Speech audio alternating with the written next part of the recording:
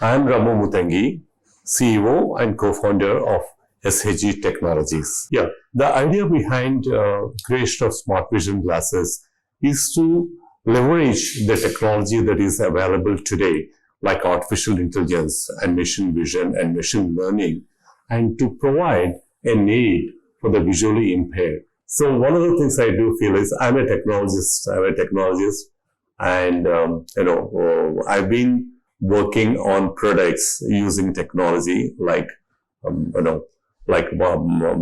communications and also the aerospace.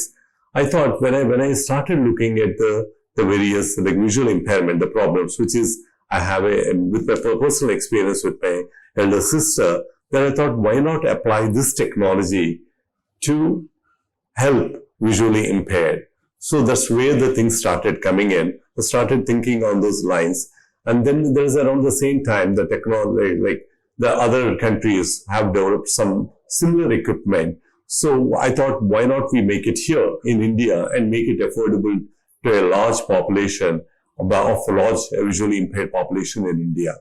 That was the main motivation. Yeah, the journey has been a bit long, but it's quite rewarding. We started making the smart vision glasses for the visually impaired. The most important thing is the vision.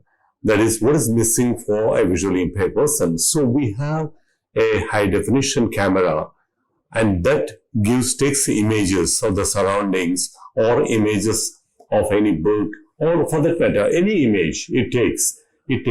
And then inside the machine, what we have is the intelligence that is something very close to like our human brain, what we call it artificial intelligence, and also the machine learning. What it does is it takes the images, looks at it, and applies those algorithms to find out what object it is, or what character it is, or what kind of a face it is. So these are the things that a machine learning or the artificial intelligence algorithms they do. When we started with a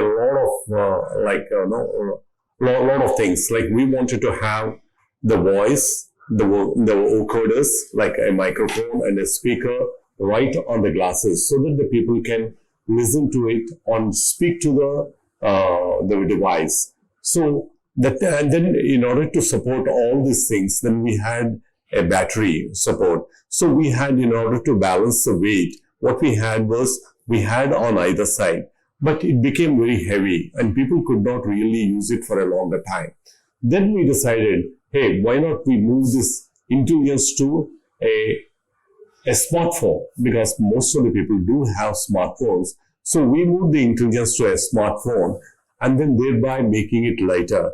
So we have what we call it a split architecture, where we have all the sensors like the camera, the lidar, and the various touch keys and everything here. And then it talks to the digital images that are grabbed by the camera or passed on to a smartphone. And on the smartphone, we have all the intelligence and the algorithms that are required to work with, like artificial intelligence, machine learning, and optical character recognition. Everything we put it in the smartphone. As a result, it became lighter. Still, and then we decided to go in we wanted to make it lighter, because when it is even a small unbalanced weight on your spectacles can become uncomfortable to the user. They may not use it for a longer time. So what we did was we made a smaller image processor. Today, this weighs only 46 grams versus 96 grams in Gen 2. So Gen 3 is a much lighter version, and then is much more power efficient. It can run for a longer time. That is, a user can use it for 12 hours. May not be continuously, but that kind of a longer time frame you have.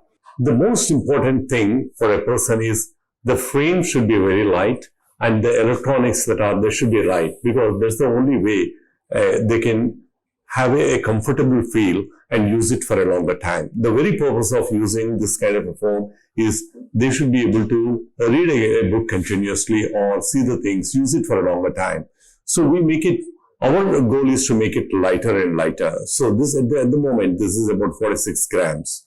this Gen 3. So what we are going to do is the next generation that is going to come, that is what we are calling Gen 4, which is already, as a prototype is being made. And then what it has got a bone conduction sound technology. That means when a person uses, he need not plug his ears with the earbuds of a Bluetooth. And what it does is it transmits audio from either from the temples or behind your ear.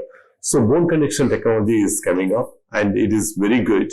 And so whereby you can have a much better feel. And the size of the device is going to be 1/3, and the resolution of the camera is going to be much higher. The present glasses address the problems of people who do not have vision, because what we do is we take the picture and then do the processing and then give an auditory response. But there are a large number of people who have vision, a residual vision, but they suffer with problems like central vision loss or peripheral vision loss or haziness or blurred images. So for them, what we can do is, we are working on a project called Augmented Reality Project, where we take a picture and then rearrange the pixels in such a way that wherever they have this vision loss is compensated by moving to other areas. So right now it is on a prototype, and we'll be introducing that very soon.